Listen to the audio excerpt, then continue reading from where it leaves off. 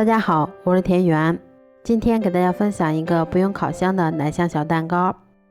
首先我们在碗中打入5颗鸡蛋，鸡蛋的重量大约是300克。接着我们先加入40毫升的牛奶，再加入130克的白糖，然后用打蛋器把它们充分搅散，一直搅拌至白糖完全融化。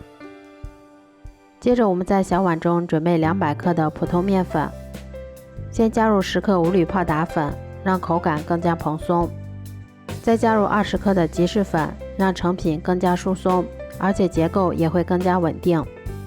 然后用筷子先把它们充分混合均匀。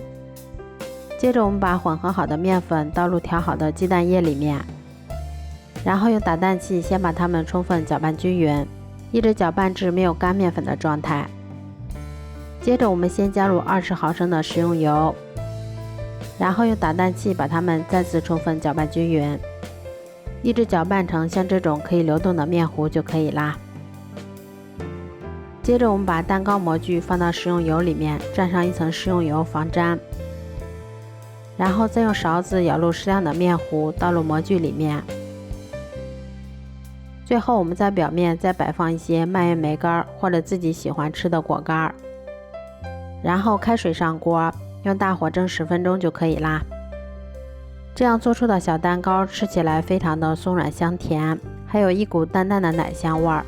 而且做法也非常的简单快速，不用烤箱也不用打发，即使新手也能够一次做成功。如果喜欢的话就试试吧，喜欢我的视频就关注我吧，谢谢您的支持。